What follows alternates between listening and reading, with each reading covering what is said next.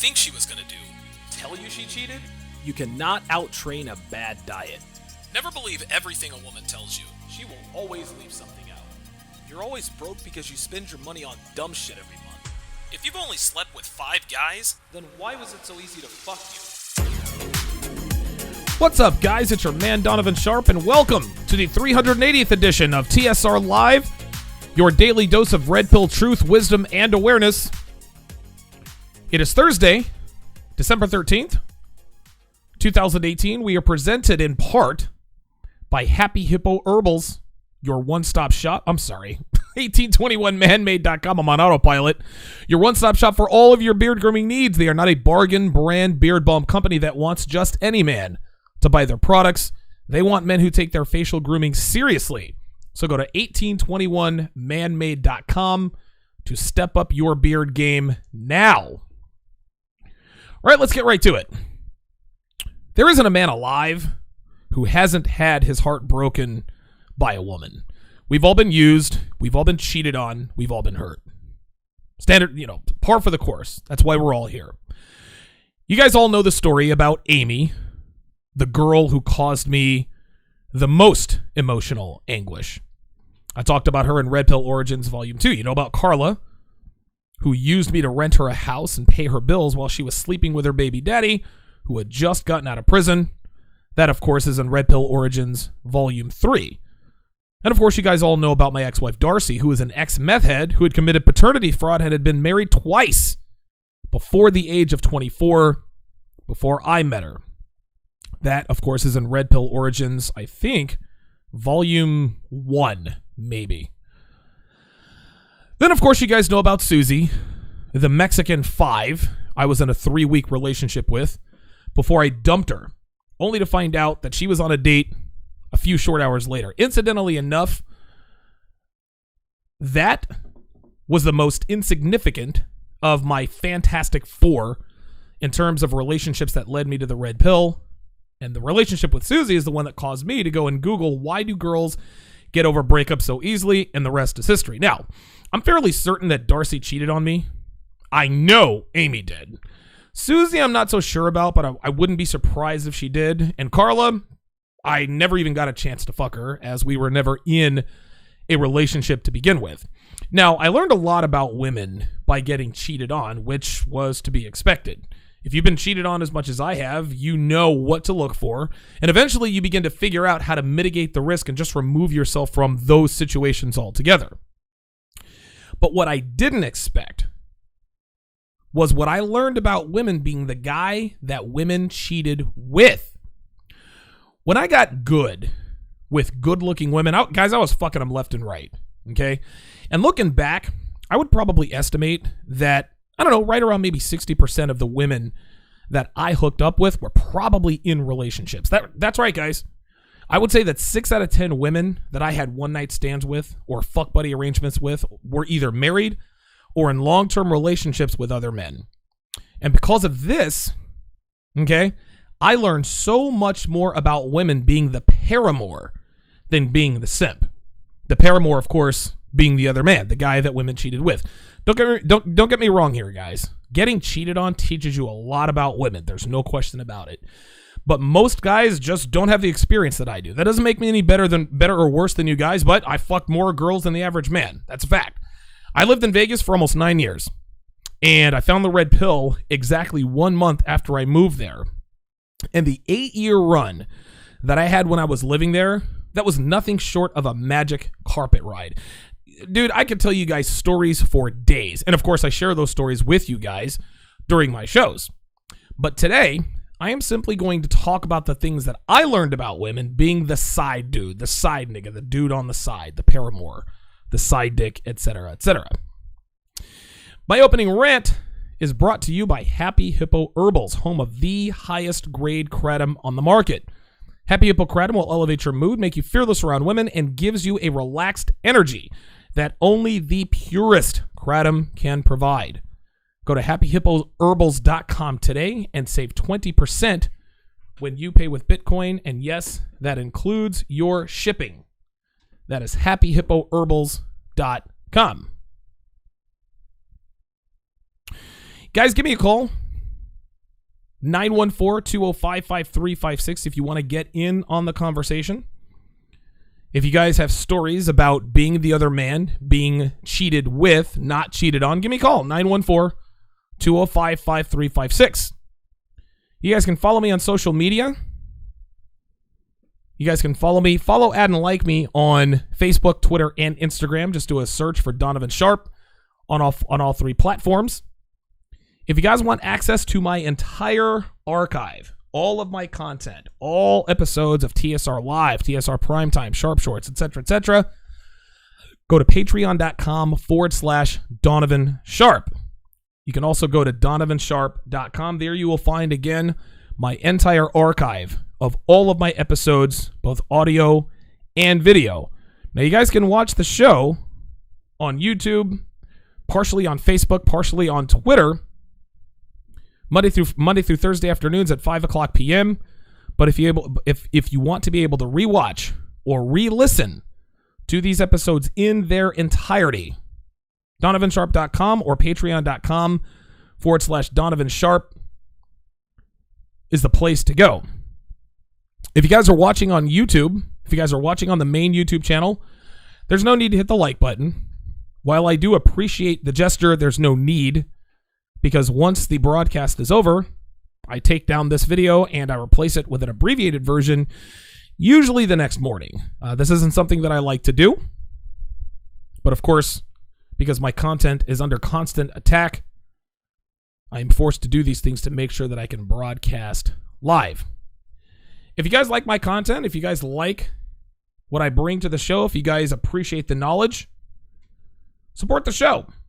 Go to www.streamlabs.com/Donovan Sharpe and the number 1. That's www.streamlabs.com/Donovan Sharpe and the number 1. Of course, you guys know I do not take super chat. I probably never, even if I could, I wouldn't.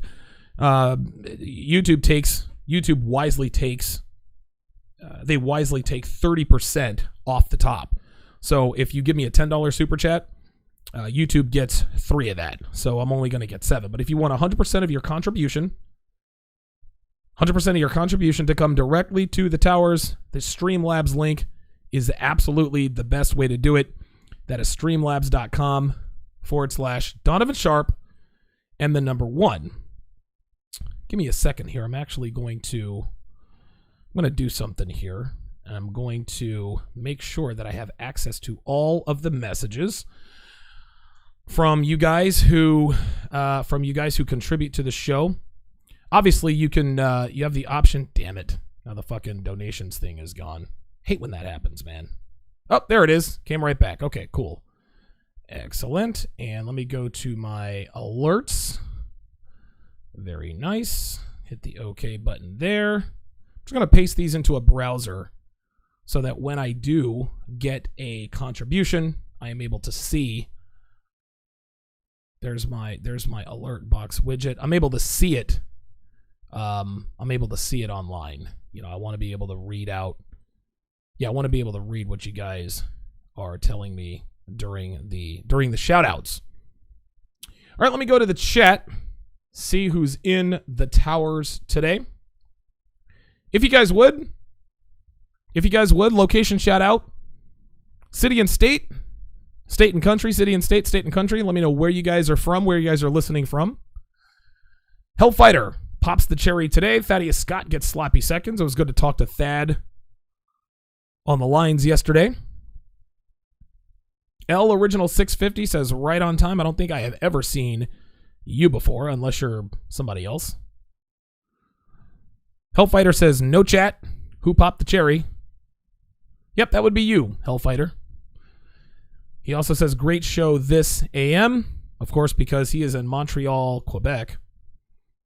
I don't know. Montreal, I think Montreal is. I don't know which. I don't know what time zone Montreal is in, but it's definitely not the morning. You must have been a typo. Shout out to Kevin Ibanya. Stephen G says, glad to see this episode. I'm this kind of dude because of you. Thanks, Donovan. No problem, man.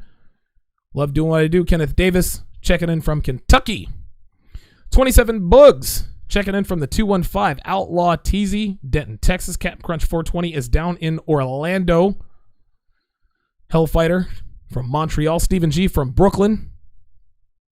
The 917. Dude, I think New York City has like 18 area codes. Sisk 2808, home of the Pro Football Hall of Fame. Oh, no, not the Pro Football Hall of Fame. He is in Dayton, Ohio. I thought that said Canton, Ohio. Miguel Santiago, checking in from Texas. Armando Moreno, checking in from the Bay Area. He says he's in the East time zone. Good. Malik Hobbs, checking in from the Bronx. Kevin I, checking in from D.C. Somebody else from Texas. Stephen G says, oh, it's the 646. Dark Satari, who may or may not be a troll. I can't really get a read on Dark Satari. I don't know if he's a troll. Sometimes he spits knowledge. Sometimes he's a little bit trolly. I don't know. I appreciate him in here anyway. Good to see you all in here. Oh, okay. So he's from the UK. Excellent. Stan Lee, checking in from the 702. Checking in from Vegas, my home away from home. It's funny, Devin asks me all the time, man. Now, she doesn't do this all the time. And by the way, Devin's actually getting her hair did today. So shout out to Devin. Shout out to Travis, her hairdresser, who routinely turns Devin from a 6.5 to an 8. Like, it's amazing. Like, she'll go in. Like, if she goes in on a Saturday or something like that, he like just plays with her hair, and her hair instantly looks better. Before he even sits her down in the chair, I'm like, dude, this guy's got fucking magic fingers. So shout out to Travis, who elevates my girlfriend's sexual market value by at least 1.5 by just putting in the hands. Of course, she's getting a little bit of a touch-up, getting her hair did. Dark Satari wants to know my thoughts on Fury Wilder. Yes, you actually missed the post-show that I did with Ed Lattimore. That was unbelievable. I think we were on the air for about a little over an hour. Yeah, it was a bad decision. Tyson Fury won the fight. Deontay Wilder is lucky to have squeezed out a draw. Anyone who says that Deontay Wilder won that fight, or that Deontay Wilder should have gotten the decision, or that Deontay Wilder should have gotten the draw, you're watching with your emotions and you're black. Not one white person is saying Tyson Fury did not win that fight. Everybody who thinks, quote unquote, thinks Deontay Wilder won that fight is black. Just like the vast majority of people who think OJ was innocent is black. You're judging with your emotions, people. Listen, I wanted Deontay Wilder to win the fight because I'm black. I root for the black guy, right? I'm not going to sit here and act like I'm objective with these things, right? I wanted Wilder to win because he's he's an African American male. I relate more to him than I do Tyson Fury, right? Now, after seeing all the specials and watching Tyson Fury, I actually like Tyson Fury better than Wilder because Tyson Fury is a fucking kook. He is absolutely a kook. It is unbelievable. I love the guy. He is great. And the heavyweight division is definitely in good hands. But Tyson Fury won the fight, and anybody who says that he didn't win that fight is black and is watching that fight with his emotions. Who wins the rematch? If Deontay Wilder can learn to box, he's got a better chance, but Fury wins the rematch going away. Fury doesn't have the knockout power. Deontay Wilder has the greatest right hand probably in the history of professional boxing. I think maybe Joe Louis, Rocky Marciano have a better... Dude, Deontay Wilder's right hand would knock out a fucking bull. But as he threw them, Fury saw him coming a mile away. And both right hands he hit Fury with. Here's the thing, man. Deontay Wilder's right hand is so powerful. He never hit Fury on the button because if he had hit Tyson Fury on the button with any of those right hands, Fury would have gone to sleep. The first right hand he hit him with, I think it was in the 8th or the 9th round, he hit him on the top of the head, and I think Fury just lost his balance. They gave him the knockdown. The second right hand that Wilder hit Fury with, again, over the top, he caught him at the end, then he hit him again with the left and put Tyson Fury down. Now, the reason why Fury woke up and was able to rally in the 12th round is because it was a left that knocked him down. But if Wilder catches Fury square in the jaw with that right hand, he's putting him to sleep. Do not care. Do not care. So in the rematch, and you have to understand, this is why Fury is definitely going to win the rematch, because Tyson Fury a year ago was 400 pounds. He was addicted to cocaine and he was out of boxing. 1 year later, he is in the ring. Okay. He's in the ring against a champion and managed to, he won that fight. He got a draw. He got screwed, but the decision's decision. It was a draw. Let's just call it what it is. So you give Tyson Fury, who is now focused, another 6 months to prepare for another fight. And Wilder, who was fresh, in the best shape of his life. He's always in good shape. Wilder's always in great shape. As long as he can continue to stay away from that right hand of Deontay Wilder, then Fury is going to pick him apart. Tyson Fury is like the heavyweight Floyd Mayweather. I mean, it's just it's unbelievable. It is unbelievable how and Tyson Fury doesn't even look like a fighter. He's fat, he's got bitch tits, he's got love handles, he's a goofy guy, he's ugly, he's homemade sin. But the son of a bitch can fucking box. He's got that trip hammer jaw. It's unbelievable. It's unbelievable. And he's fucking crazy as hell. I am here for Tyson Fury. I'd watched a few of his matches. I saw him beat Klitschko a while back.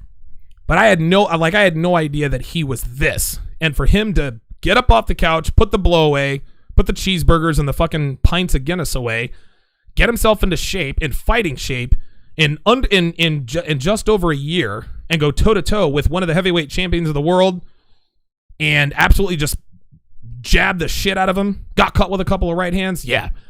The rematch with Deontay Wilder is going to be one-sided. If Deontay Wilder can learn to box, if he can add a jab, if he can add a curveball and a changeup to that fastball, he'll be dangerous. Don't think he can. Somebody said that Deontay Wilder is probably maxed out. Hey, you know what? And people call Wilder a one-trick pony. That's true, but it's a hell of a trick. So, yeah, Dark Satori says, yeah, I agree with you, Dark Satori. I think Wilder has probably reached his limit. Skill-wise, if I'm Wilder's camp, I'm telling him no. Don't take the fight against. Well, money-wise, you got to take the fight against Fury. I think it's gonna be even better. So anyway, I don't want to make this a sports talk show, but very good question, Dark Satori. Very very good question. Excellent. Okay, so Dark Satori knows his boxing. Very good, very good. 914-205-5356. Yes, Droglyphics says not to mention suicidal. Yeah, Tyson Fury suffers from mental illness, man. He gets depressed. So yeah. Listen, this doesn't mean Deontay Wilder is chopped liver. Listen, dude. Like, I wouldn't fight Deontay Wilder. Are you kidding me? Like, that is absolutely nutty. But he's not the boxer that Tyson Fury is. 27 Bugs wants to know, is Carson Wentz a bust? No, of course he's not a bust. He got his ACL torn in a freak accident injury last season. Looks like he's got a fractured vertebrae. But no, Deontay Wilder. Carson Wentz is not a bust. He was last year's MVP before he got hurt in Los Angeles. We have the world's greatest backup. No, Carson Wentz is not even close to a bust. He was actually, statistically, he's having a better season this year than he had last year. But like I said in yesterday's episode, the Eagles are 6-7, but it's not because of Wentz. It's because of a Super Bowl hangover. That's all there is to it. Wentz will be back, and I'm not worried about Wentz. I'm not worried about him at all. Not worried about him at all. 914-205-5356 is the number to call if you want to get in on the show. Let's get in to what I learned being that side nigga, that side dick, the side dude. The first thing I learned, gentlemen, is that women are expert cheaters. A while back, I did an episode called Women and talked about how women are helping each other cheat.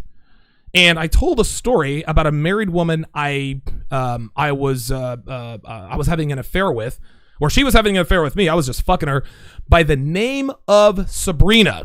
I talked about briefly way back in episode 80. Take a listen. I was fucking this married chick, and I'll go ahead and say her name. Her name was Sabrina. There are hundreds of girls in Vegas named Sabrina, so I feel like I can say her name. Anyway, I fucked her for a few months, but I only fucked her on weekends. Now, it was either Saturday afternoon or Sunday afternoon. We never fucked at night, or at least not normally. Well, Sabrina was married with 2 kids. She had a beta fucking husband. Like, this was the kind of guy that would give her his paycheck when he got paid.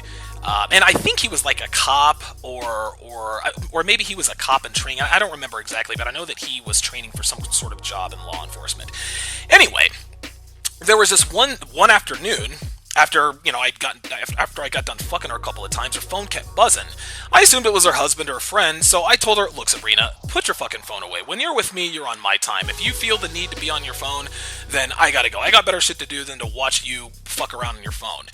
And so she says, no, it's nothing like that. Like, you don't have to worry about anything. I was like, no, I'm not worried about it. Like, what you do on your time when you're not with me is not my business. But you're not going to be setting shit up while you're with me. Do that shit on your own time. I don't care who you fuck, how you fuck them. Just don't do it in front of me. Just keep the shit out of my face. She kept telling me, no. It's my friend, and every time she tags me in a picture, my phone goes off because she was talking about Facebook. And I was like, and at that point, she had my curiosity. I said, "Why is your friend tagging you in pictures?" Here was the deal. This is unbelievable, guys. Check this out. This chick told me that her and her friend took pictures at a restaurant or a store or wherever, and her friend would save those pictures and not post them to Facebook or Instagram or whatever other social media. So on the day she came to see me, she would tell her husband that she was going with her friend to the place they took the pictures, and she'd wear the same outfit as she did in the pictures.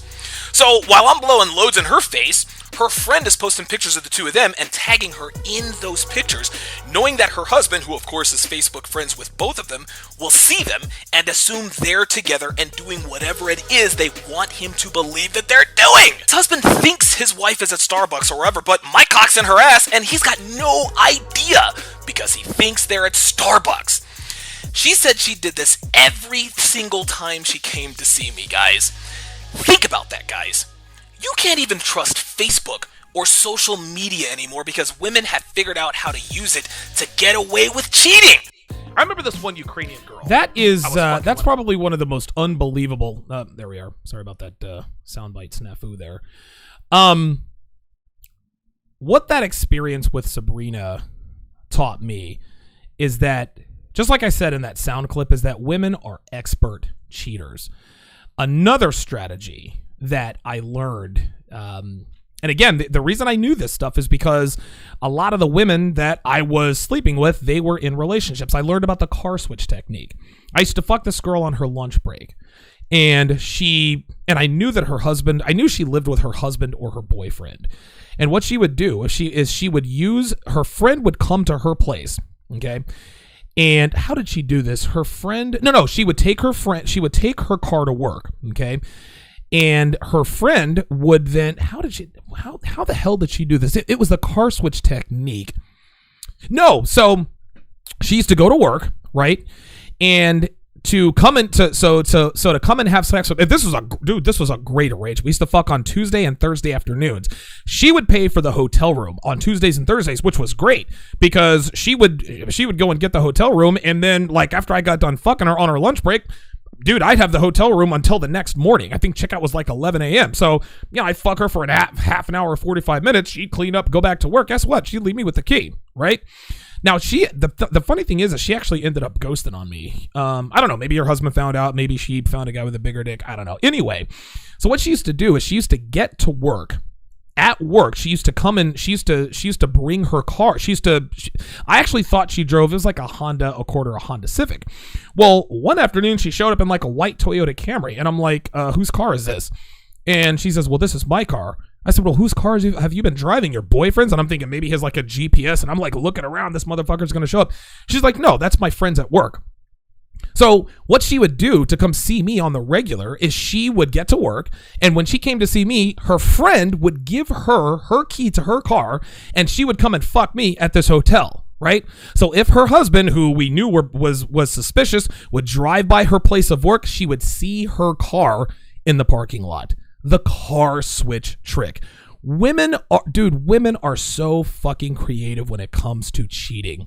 It is unbelievable. And guys, you know all about, listen, I've got a GPS on Devin's phone and all this other kind of stuff. And to be honest with you guys, these days, most of the time, I don't even look at it. I look at the keylogger maybe every couple of weeks. And the reason why is I just don't have the fucking time, man.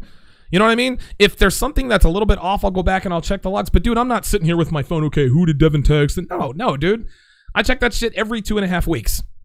Dude, if that. I just don't have the time, right? Even if I did, Devin could cheat. Devin could definitely cheat on me if she wanted to. I get trolled by bitches all the time. Well, if you think that having a GPS on your woman's phone is going to make sure she doesn't cheat, make sure and stay loyal to you, then you're mistaken. Well, you're right. The fact that I've got all of this, spy software on Devin's phone, that doesn't mean a goddamn thing. All it means is that I know what she's up to. Could she cheat? Absolutely. Okay? Like, putting all that stuff on her phone doesn't mean that she doesn't have the urge to cheat. Now, if she did decide to cheat, she could get away with it. But at that point, it would be very difficult for her to do that. Okay? And so if she decided that she wanted to cheat, now she's got a decision to make. She can either just keep it 100, do the easy thing, and tell me, hey, look, Donovan, I don't really listen, man. Like, I'm starting to like this guy. His name is Kevin. He works in the sales department. I really want to be with him. I don't want to be with you anymore, right? Because that would be a lot easier than jumping through all the hoops and going through all the red tape that it would take to actually get away with cheating on me. And as we all know, women do what's easier. So the purpose of putting GPS and keyloggers and all this stuff on your woman's phone is not to keep her from cheating. It's to make cheating more difficult for her so that at some point, if she decided that she wanted out, eventually she would just have to tell you. Because if she really wanted to cheat, it would really be too much trouble for her. She'd be like, you know what, dude, like, what the fuck? Like, she could get away with it. It would just be so much trouble. And if the dick is worth it, she could get away with it. But at that point, she has to make the decision, dude, it is really just it's too much trouble to cheat. So let me just do the easier thing, which is just keep it 100 with Donovan, and then I can just go off and fuck whoever. This is just how it is. Women also do the weekend trips, right? Women use their jobs to cheat. Oh, me and Kevin in sales, we've got this weekend seminar, down in Indian Springs, or whatever the case may be. Business trips that are false. Yeah, we've got another conference up in Cleveland, another conference up in Toronto, or whatever the case may be. Women who travel for work are always fucking around on their husbands, dude. How do I know this? Because I have fucked so many women. Listen, Las Vegas is like the conference epicenter of the world, right? Dude, you go to Caesar's Palace after 5:00 p.m., dude, all of the bars are filled with women. They've got the pants skirt, they've got the pantsuit on, they've got the attaché, the fucking laptop computers. If they've got a wedding ring, dude, they are down to fuck. Straight up. Hey, I'm Donovan, blah blah blah blah blah. Next thing you know, you're headed up to room 211. You're fucking her for 30, 45 minutes. She's out. She goes back home after having fucked a dude like me. Her husband's none the wiser. I think my cat is. I gotta make sure my cat is not chewing through my wires. Anyway.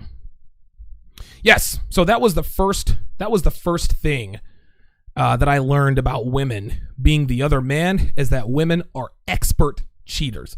They are listen, women are so good at cheating. Dude, they're always one step ahead of they're one step ahead of the jailer, man. Straight up. 914-205-5356 is the number to call to get in on the show. Area code 312, you're on live with Donovan. Go ahead. Brother Donovan, what's going on? Hey, what's up, brother? How you doing, man? It's Thaddeus Scott again, bro. Say again? Oh, Thaddeus. What's going on, man? How you doing? Again. Awesome. So, like Jose said, it's story time. Okay. Man, from our last conversation, I let you know that I was in the security field, and this is another security story. And I was working at this nursing center / crazy house, and met this chick, found out that she was married. It mattered, but it didn't matter because I wanted what I wanted, and we ended up doing things obviously at the job because both of our positions require that we work overnight. Everybody sleep, things of that nature. Crazy thing is, I actually lived down the street from the job, less than 7 miles. So she would bring me home every morning. Ooh, yeah. And of course, we got conversations going on, and before I know it, she's trying to guess the flavor of the Tootsie Pop and shit like that.